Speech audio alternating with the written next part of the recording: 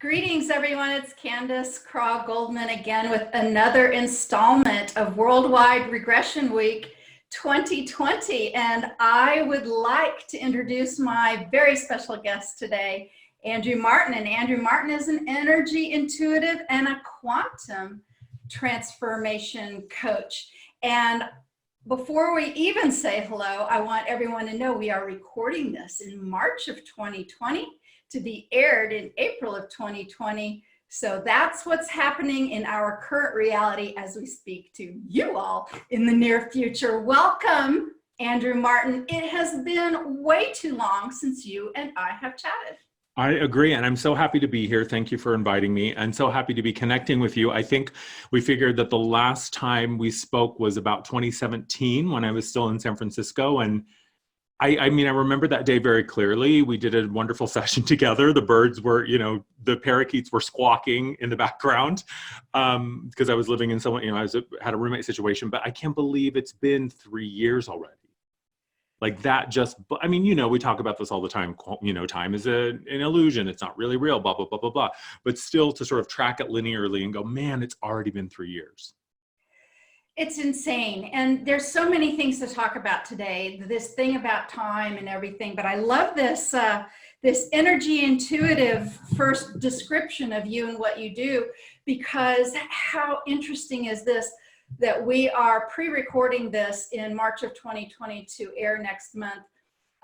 Both the year and the year before when I've done this event, I did it that week. I mean, we were alive. We did almost everything right then. And as 2020 started, I don't know about you, I bet you kind of felt it. There's this something, And so I follow my own intuition and my own guidance. And it was like, pre-record this year and make some other changes. So this gives us an incredible opportunity to talk about these things that we feel and the guidance that we get and what we do with them. What are you finding in your world as all of this unfolds? Gosh, that's such a huge question. I think that what I see for myself and sort of collectively is that we are really being sort of driven, guided, led, pushed, depending on the day, it feels different. But we're reaching this point where we really are at a crossroads of, is it going to be your external reality that dictates to you what's happening? Or are you going to take the time and remember how to find that inner position, that place where you connect to nurture your own sense of truth and your own sense of what is true for you? And I've always maintained that only you know what truth feels like. I think that's one of the cornerstones of my practice. But even my understanding of that and even my relationship with truth as someone who does this work and who you could say is on the path consciously, even my relationship has gotten so clear. And it's like we are just being stripped of any of this artifice, any of the programming, any of the old behaviors, just anything that doesn't really work anymore, anything that's not rooted in a real sense of authenticity and universal law. That's what's falling apart. And all we have to do is take a peek outside, in the current state of the world in March of 2020 to see that. And so we are really, it's kind of like the red pill, blue pill in the Matrix. Like you have an opportunity now to decide who is it that gets to tell me what's real and what's true. And what am I doing to find my own resonance with that? It's just crazy too. And so much of what's going on is some ideas of autonomy and control and freedom and determination of our own lives. And even saying that gives me goosebumps because these are important concepts to humanity, to Americans. We're defined by this. And how do you see that kind of bubbling up right now? It's funny that you say that because, and just to, to clarify, you and I have not discussed really anything other than just pushing record. Yep. And that's something that I'm finding showing up time and time again in my work now and in my own personal life. And I find it's a shift from power to authority. And the way that I define the two is power to me is an external thing. I think power, when we think of power, especially in our patriarchal culture, especially in Western society, or formerly patriarchal culture, we can say, power to me, I think, conjures up these ideas and concepts of controlling what's outside of you, controlling people, controlling resources. Agency and authority, to me, is your own internal relationship with who and what you are. To me, it's that ascension to sovereignty. and to really reclaim and say, actually, no, it's not okay for you to use these control mechanisms. No, I don't want to tune into the fear porn that's, recycled and recycled 24 hours a day. And I get to decide how I perceive myself, which then in turn gives me the authority to decide how I navigate the world. And it certainly, I don't think is about turning a blind eye to, the things that are happening on the planet, but seeing them in a new way and refusing to view it through the lens of fear and division. And seeing that, I may not know how this is serving me, but I have to trust. And I know in my heart that this is serving us in some way. I think I feel that as well. There is real chaos, there's real panic, there's real hardship, there's real loss and trauma and illness and incredibly difficult things that humans are going through right now. And yet, down here somewhere, there is this energy within me that is bubbling with excitement. You know what I did this morning, Andrew? And I haven't done this in a while. I just was walking to the kitchen to get a glass of water and I started dancing. I mean, there's no music. There was nothing going on. There was nothing. All of a sudden, I'm actually looking at my body like, what? Yeah. And I just started moving and dancing and twirling and I got giddy. You can feel this energy, can't you? Yeah. And I think that I think we're all going through our own relationship with what's happening. And I see myself going through a process when something new comes in or something new is revealed, whether it's internally or, something that's shown outside. I think I go through what we would call the 3D experience of it, right? It's worry and concern about the physical experience and the physical body and seeing it from this very, sick or healthy, good or bad, good or evil, black versus white sort of perspective. And then moving into this 4D perspective, which is about, oh, this is a control mechanism and this is the cabal and this is a plot. And, but then moving into the higher expression of the 5D and saying, you know what? I trust that this is serving me in some way. And I know that I chose to come here during this time to help stabilize these fields of light, these pillars of light that we are. And when I choose to see it from that perspective, man, it is so easy. It's right on the surface. And it is that joy and that sense of like, oh my God, there's actually some really good stuff happening. It's bubbling up to the surface. Not all of us can see it right now, but when you choose to, it's right there. Yes, there's some real opportunities here. I made this bookmark for Dolores back in 2014. Yes, I love that. Absolutely. She used to say this all the time. We are living in the most important time in the history of the universe. She doesn't say world, she says universe. And I want to make it very, very clear. My father is 89 years old, lives alone, and has been diagnosed with COPD. I am quite aware of the very 3D reality I'm living in, and I'm caring for him and the rest of my family as best as possible. That doesn't deny this bubble, this excitement, and this real sense that there's an opportunity. There's an opportunity for us right there if we just take it, right? Yes. Yes, and I think that's so important to acknowledge that my choice to view things through a positive lens, or what I call an upward spiral, doesn't mean that I deny the circumstances of loss and pain and illness or destruction and observing people who are in very real states of fear because they don't see beyond what's right in front of them. But to me, it's about choosing how I approach it. Am I responding to fear and panic and chaos with more of the same? Or am I deliberately taking the time to choose the vibration that I bring to it? I think of like a nurse who comes to you panicked like her hair's on fire isn't going to do you much good for your state of being. When the ones who are supposed to be caring for you come to you from a place of authority, they come from a place of calmness, of, being connected to that inner place, that fortitude. That, I think, is what allows people to exhale and sort of drop their shoulders from around their ears. So I don't think it's about denying what's happening and sticking your head in the sand and just doing this magical thinking. I think right now we have a duty to be conscious about what we are pouring into the collective. And this is what I ask myself in any moment. Andrew, are you a source of love, compassion, and stability, or are you a source of fear, chaos, and panic? Because whatever I'm putting out into the collective well is affecting everybody. Yep. Even if you were on the Titanic, even if you were in the Holocaust, look back to the people who made a real difference. It's Yeah. the people who were, like Mr. Rogers says, the helpers, right? Look for the helpers. And you know what? It's almost chokes me up right now because, sometimes doing this work that we do, this woo-woo, esoteric, helping kind of work that we do, gets some giggles from a lot of the mainstream and a lot of the populace. This is our time to really shine, isn't it? We were made for this. Yeah. Yeah. And I think that what I see for those of us who are aware of a larger context or who have done our work to tune into other levels of awareness, what I see is that it's the time of the guru sitting in the cave is over. It is time for us to come down off the mountain and to be an example of what we know in practice, in embodiment, through our lived experience. Because that, to me, is what is the source of truth. A lighthouse is only effective when it's standing strong and tall and shining brightly. A lighthouse that goes out and crawls around looking for people isn't doing anybody any good. And to really come from that place of understanding that I have a choice to decide how I navigate my experience. And yeah, this is our time. This is our time to live as an example of what is possible. And I think that is what really changes people's minds. You and I know this. I can post all day long on Facebook about my opinions and ideas. That's not changing anybody's experience. What does change it is to go, wait a minute.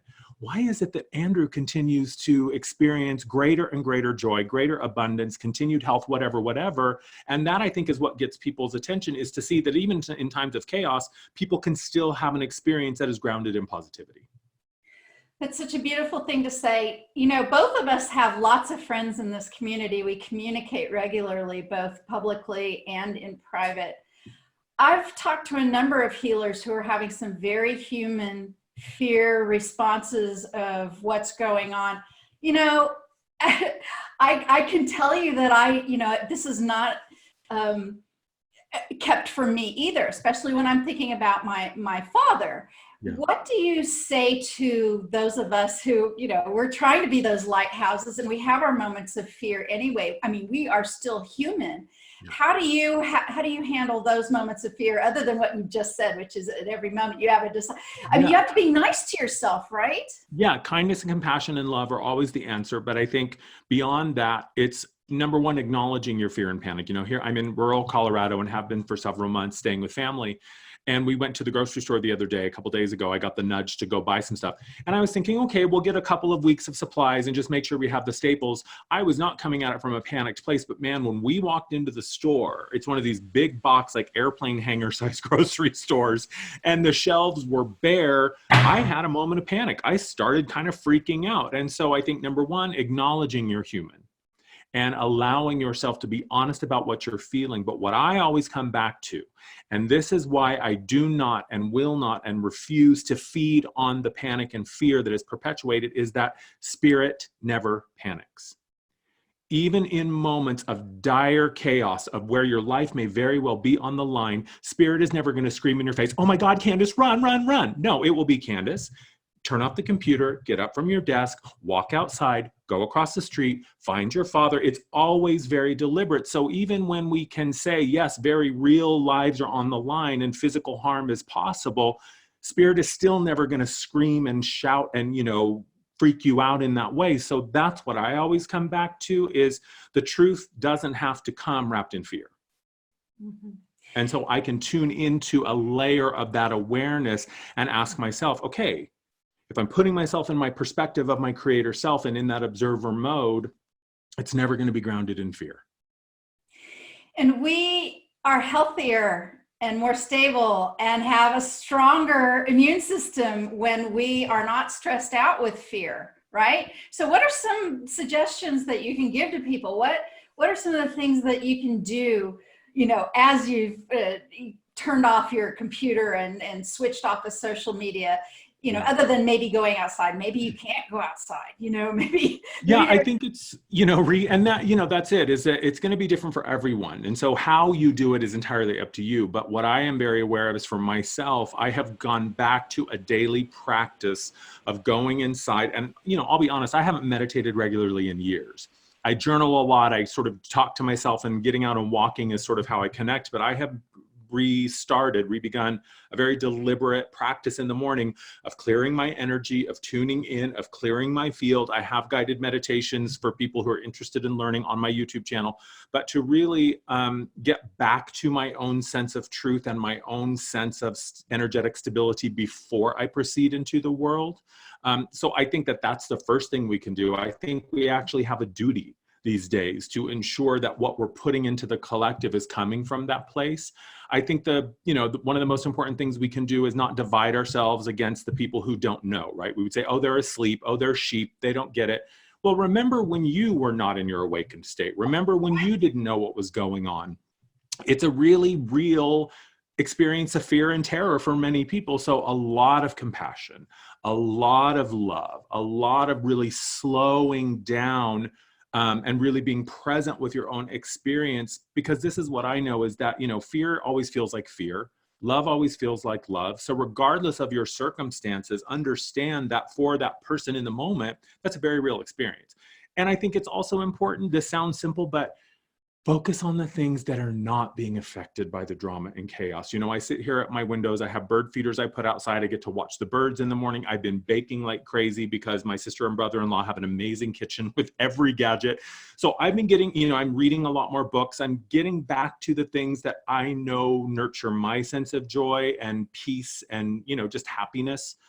Listening to music, dancing, like you said, like anything that we can do to balance out.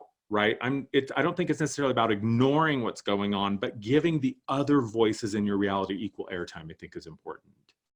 Yeah, because it's so easy these days to stay connected all the time to that feeder of chaos and panic. Yeah. I was thinking about this being awake thing and the people who are asleep and awake and when it is that I woke up and how I woke up. And I started to wake up with the tragedy of the death of my brother in 1989, but I really didn't wake up too much. I looked at psychic phenomenon and paranormal experiences a little more, but I didn't wake up fully, and he was so awake. In 1989, he was saying, Candy, do you see that the clock is always 11:11? And I was like, what? I mean, he said that in 1989. Right. His death, I know, and it took years for me to go, he was awake. He was awake even back then, and I was not. So while it jolted me, 1989, I didn't wake up then. Now, 9/11, and many of our listeners may not have even have been born or been too small to really understand what was going on then. But here's how I've seen it the last little while.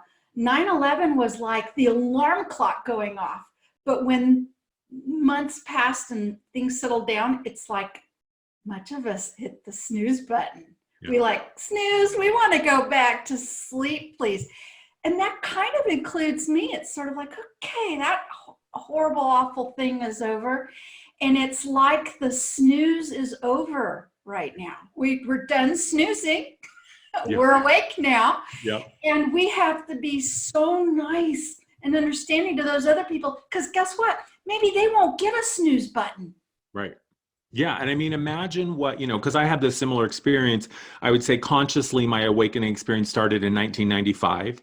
And then I would sort of come and go. And then I had these marked big experiences that I would just manage to explain away. But I was talking with a friend the other day. I was like, thank God I stepped onto this path consciously in 2012.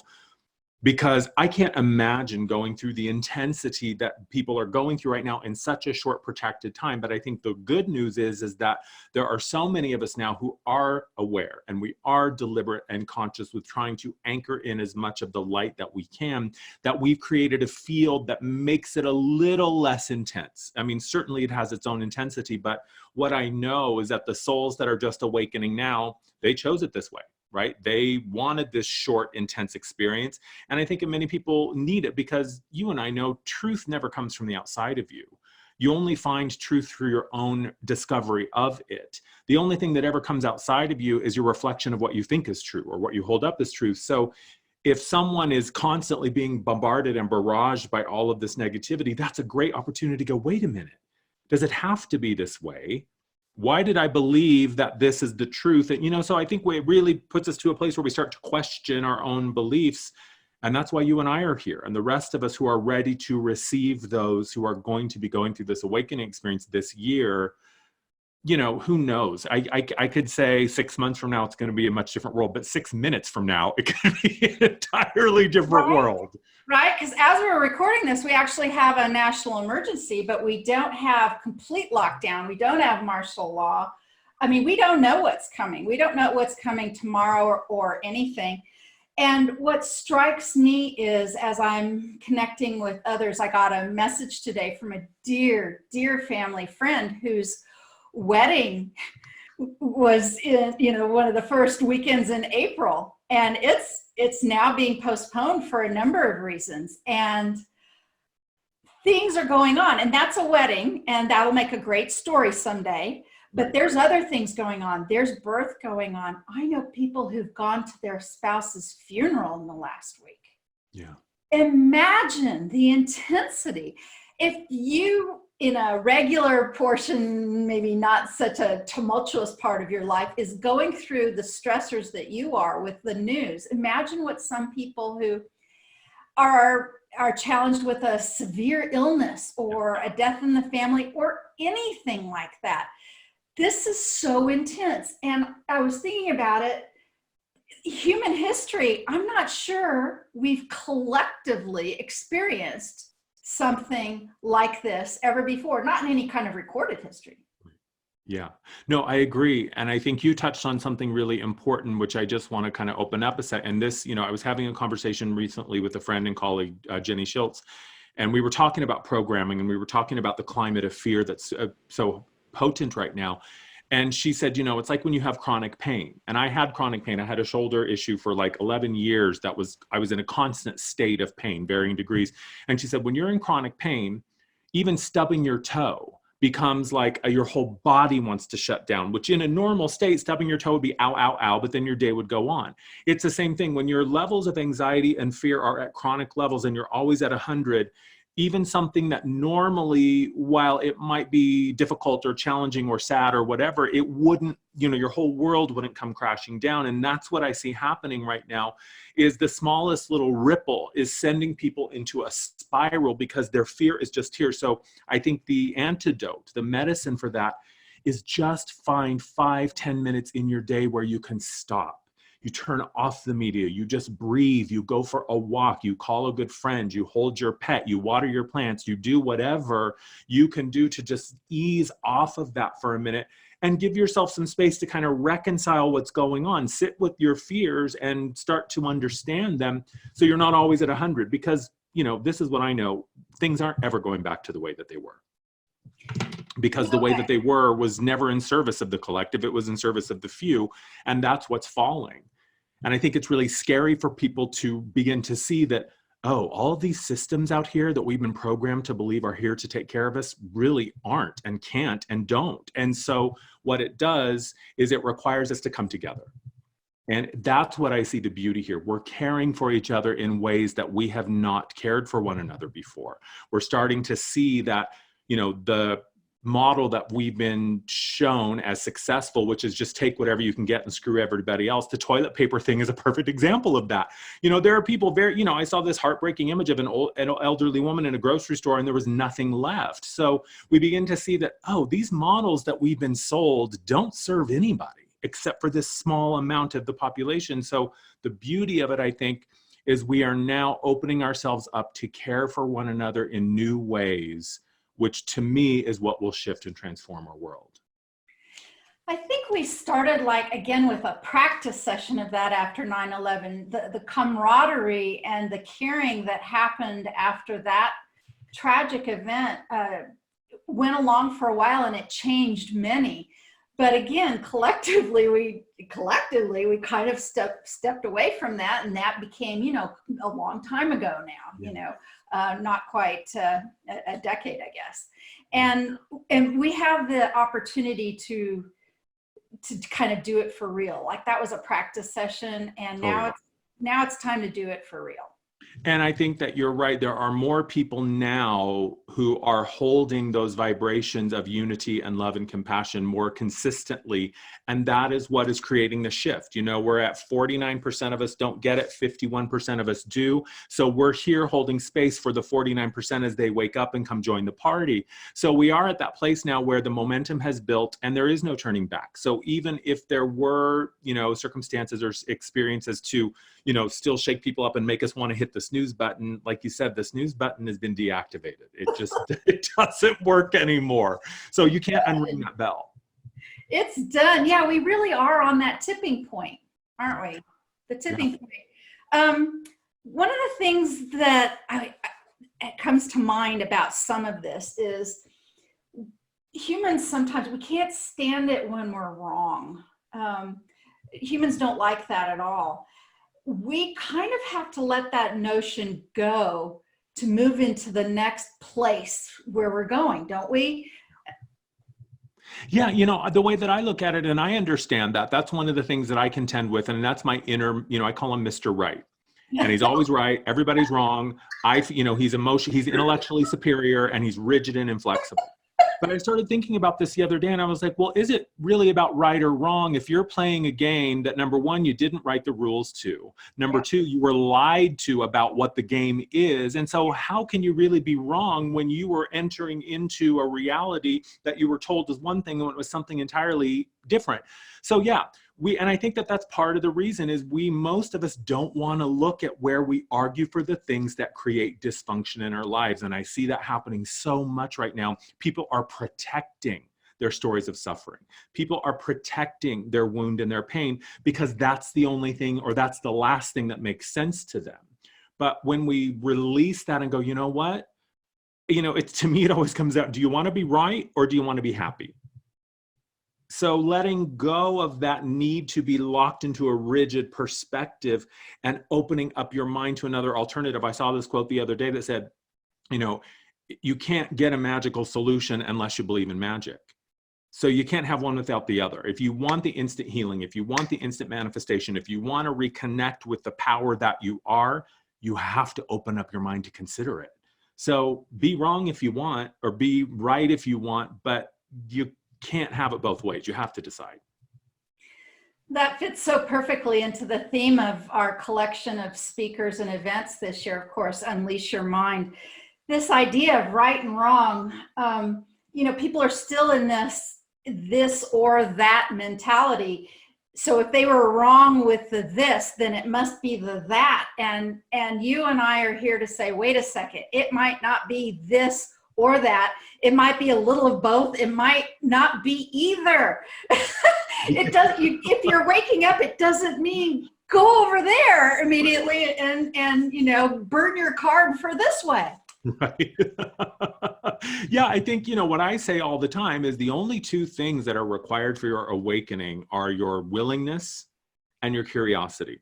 Willingness to follow the nudge, willingness to follow the prompt, willingness to begin to say, wait a minute, does it have to be this way?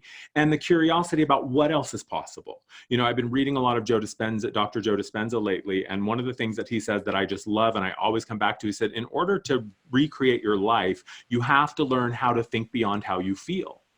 And so few of us have been taught how to deal with our emotions and our feeling states. And so we're constantly trying to offload it. We want to make someone else responsible for how we feel. And I understand that, especially when you're in an environment that is designed to trigger you and program you. But at some point you have to stop and go, wait a minute, I cannot be the only one. And what is happening with all of these people that are having a great experience, even in the, you know, Esther Hicks, who, you know, I have my own opinions about Abraham Hicks, but one of the things I love that she says is people in times of great suffering continue to thrive. People continue to be financially abundant in times of, you know, financial collapse. So the external world has nothing to do with your reality unless you ascribe all of your power to it. So at some point, you just have to decide that there's another way. I was thinking the other day, both in terms of the collective trauma that we all are experiencing, and make no mistake, if you are aware of what's going on, you are experiencing trauma. You are, we all are right now. But I was thinking of, and that's whether or not you're ill or know someone who's ill or not, whether or not, and what's to come. But I was thinking of Louise Hay. She's so famous for this idea of, your body giving you messages and being an opportunity. And when she was diagnosed with cancer, she famously said, "Yay, that's wonderful." And on the face of it, it seems ridiculous, and yet there's a bigger lesson in there and a golden opportunity, right? Yeah, well, we know that DNA is programmable. We know that cells respond to energetic, emotional environments. This is another thing Dr. Joe Dispenza talks about, that genetics don't work in the way that we believed previously that they do. Certainly you can have the propensity for a certain disease, but it is not the propensity that creates it. It is the environment, your chemical makeup of your emotional feeling states that create over and over these chronic chemical states. And that's what triggers the gene to go, oh, we're downgrading now to disease and unhealthiness. So we know, and it's been proven, and that's the thing that just astounds me, is that we have science. It is there. You can find it that very clearly says, yeah, you create your own reality in these ways, and your body responds. And over time, the body becomes the mind. Yes. So, and there's books out there. DNA Field and the Law of Resonance is an amazing book that talks about that. Joe Dispenza's book talks about that. So the proof is out there. But that's the thing. That's why I say it doesn't matter what you're posting on Facebook. People are only going to arrive at it through their own lived experience. So until people are ready to question their own belief system, nothing is going to change. But yeah, absolutely. When you have a health challenge and when your health is at risk, oftentimes that's the breaking point for people. So I think that the intensity that we're in right now, as dire as it is for so many people, it's also serving a purpose, because humans, we say we want change, but then change comes and we go, nope, actually I'm good, because I'm fine. I call it the struggle blanket, right? We say, I don't want to do this I see this all the time with my clients. I don't want to live like this anymore. And I say, okay, here are the ways you can change that. Oh, well, I don't want to do that. I just want you to give me a pill and make it all go away. You got to be willing to do the work. I love it that you say that the pill and make it go away, because that in some sense, that's this programmed thing that you and I were programmed with this. You don't feel well? Oh, we now go to the doctor. We go to the person in control who knows everything, who tells us what to do.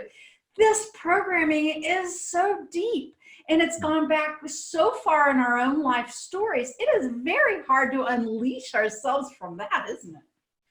Yes. Yeah, absolutely. And it's passed down genetically. So even beliefs and information from that perspective are passed down. So, but the beauty is, and what I know to be true without a doubt, I understand how terrifying it is to accept the truth that you have been the majority of creating your own life. You have created it through your own experience. And even the things that would happen to us when we say, well, I didn't ask for that. No, but what you had was a chance to, how do you respond to it? Yep. Right. So as scary as that can be, to realize that, oh, it's always been me, within that truth is your power. Because if you created it, that means you can uncreate it, you can recreate it, and you can learn how to do it consistently again and again and again. I don't know if you're familiar, there's an amazing spiritual teacher out there named Jim Self. He's been around for a long time, an amazing guy. And he talks about the concept that thoughts are electric and emotions are magnetic. And if you could see the magnetic and electrical fields within you, we don't typically see this, right? But if you could see that, and what somebody pulses and puts out when they're in fear or chaotic mode or a complete chaos in their head and panicking and tight and all of that, it looks so much different than someone who's just gotten out of a salt bath or a massage or something like that. And there are real physical things that you are attracting to you with that energy state, right? And I mean, you're an energy intuitive, so you can feel this. This is how we feel it in people and in the collective. Yeah. Yeah. And we've been taught, because the body is always speaking to us. It's always letting us know where our thoughts are taking us or how aligned or misaligned our beliefs are with our truth. And, we have been taught to deny the wisdom of the body. We've been taught that the body doesn't have a voice or have a wisdom. We think, it's just this machine that we get to just dump whatever we want into it, either food-wise or what we're listening to or watching.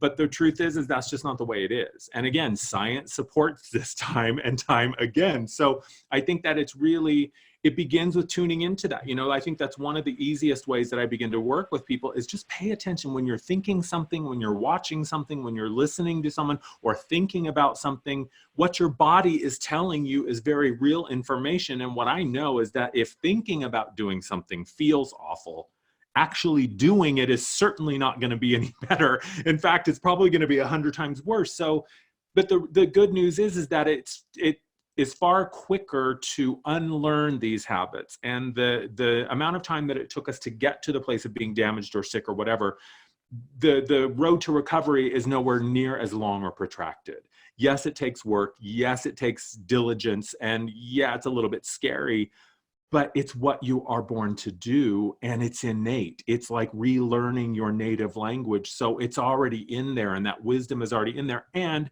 what I know is that your body wants you to be healthy. Your body wants to be vibrant and vital. The body is so resilient. And so when we start to look at it as my body isn't an adversary, it's just doing its best to hang on to all this stuff that I haven't resolved, then you can see like, oh, okay, you're not my enemy, and we can sort of renegotiate our relationship. You kind of have to go into couples counseling with your body, really. I love that. Actually, in a similar way, I've said to my clients, it can be useful to think of your body as a partner or a pet, actually. And, and people can really relate to having cats and dogs or pets. You would never kick your puppy in the corner if it got sick.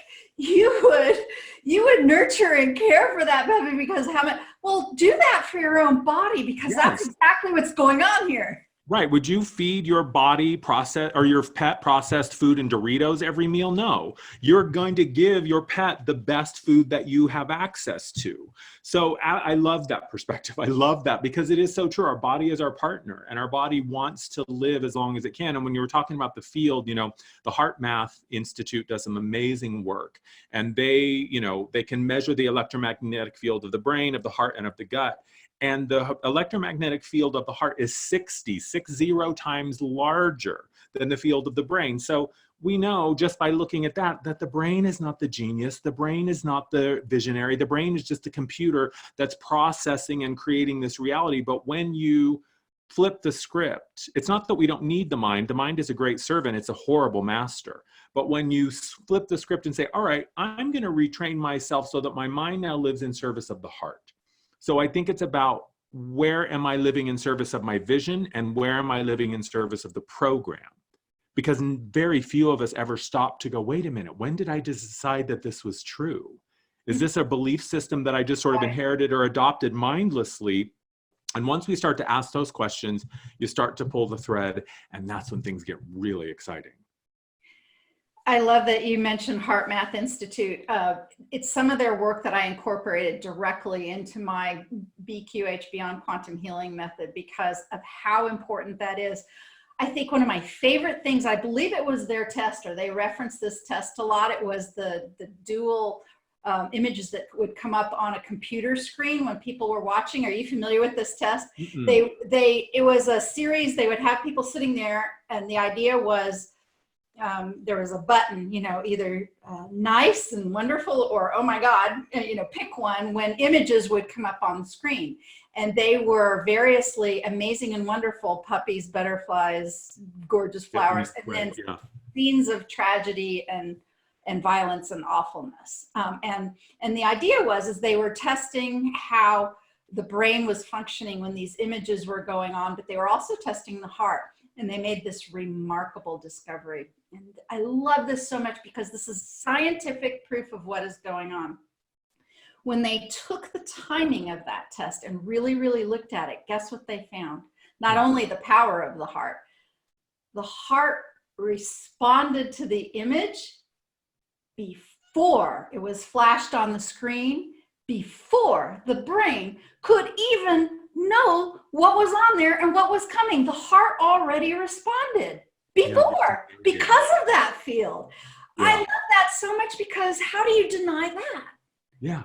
Yeah. And all the studies that are done on resonance, and, you know, there's some documentation of this in Joe Dispenza's book, Becoming Supernatural.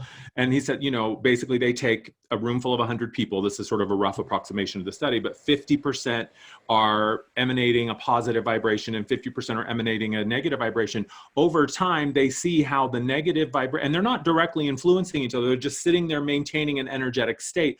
Over time, the people who are in that negative state are drawn to the resonance of the positive state. So we know that like attracts like, your vibe attracts your tribe. So if you are constantly looking at things through the negative lens and reaffirming that over and over and over, that is what you're magnetizing yourself to. So absolutely, just and this is why I believe the most powerful thing we can do is to live as an embodied example of what we know to be true. And that's what liberates people. That's when you walk into the room and everybody goes, wait a minute, who's that? Why does she feel, I feel so good when I'm around her, man. It's, you know, here we are in Corona Panic 2020 and she's sparkling and shining bright. It doesn't mean you're not paying attention to things. It doesn't mean you're not aware of what's happening. It just means, and it's not magical thinking. It just means that you can choose how you feel, and how you feel and your choice is what creates your reality by what you attract and draw to you. I love that so much. I wanted to talk a moment about this idea of the brain and the mind too, because daydreams and imagining things, this is a very powerful creator, and where the heart, yes, is so powerful. You know, the brain, we can influence everything with that. And one of my favorite ways of talking about this is this idea of almost everybody, not everybody, but almost everybody, if you tell them to imagine now, go to your refrigerator and open up the vegetable drawer or the fruit drawer and pull out a big, fat, juicy lemon and cut it with a knife. And it's so cold and it's dripping all over, and you're going to go bite it with all of your teeth. I mean, I'm already, I am too, I'm salivating. Right. And hopefully many of your, the listeners out there are also feeling that right now. That's how powerful your imagination is. Yeah. And what I wanted to touch upon was this idea of using our imagination to imagine what we maybe like April or May to be about. Yeah. Yeah, absolutely. And sitting in that state, and it takes 5-10 minutes a day. It doesn't have to be long. It's super simple to just focus on seeing the best possible outcome that you can imagine, or something as simple as, you know, if you can't think of concrete details, then focus on what you love, right? I love being outside in the spring when the breeze is blowing and I can smell the flowers that are just starting to bloom, and I'm with my friends or my family or my pets or whatever. For me, it's I look out and I see these beautiful birds and they make me laugh. And so when you consistently focus on the things that keep you in that high vibrational state, I do believe that we can affect, you know, we can see the virus being suppressed. We can see the virus going dormant or dying or whatever. We can see people returning to vibrant, vital health. And when we consistently emanate that out into the collective field, it creates a shift. It does. So I'm with you 100%. Even if we're only sitting for 5 or 10 minutes a day and just saying, okay, I'm curious about what is the best possible outcome for myself and my loved ones and humanity over the next 2 months, I think you'd be amazed at what we can create just through our collective intent. Agreed. One of our speakers that I've already talked to, Cynthia Sue Larson, she has a way of putting it, you know, how good can this get? How good can this get? And it's so amazing. And sometimes, even if you don't have a platform or an audience like Andrew does or like I do, sitting in that quiet time and meditating, you literally are helping everyone on the planet. Yeah. And what I had a friend years ago, we had a gratitude practice where we would email each other every single day 5 things that we were grateful for. And they could be as small or as big as we wanted. And they always had to be unique. So I couldn't say I'm grateful for my coffee machine or whatever. And sometimes it was, I'm grateful for my coffee maker, my comfortable bed. I'm grateful for indoor plumbing and the people that created it. So it just, when you focus on the things that you love, that are already present, and this is the beauty of it, it doesn't cost you anything.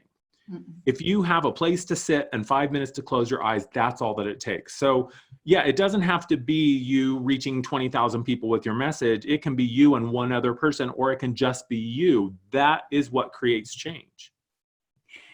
I love it so much that you're talking about the birds, and I'll tell you why.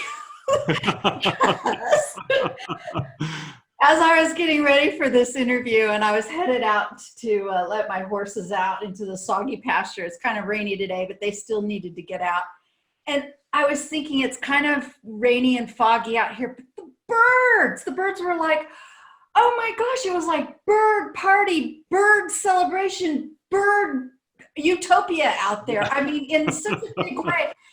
And I was thinking about you, and of course our shared experience. Andrew and I did a session where these birds, My roommate's parakeets, yeah. Oh my goodness, it's still so someday I hope to still share that session because it was kind of amazing.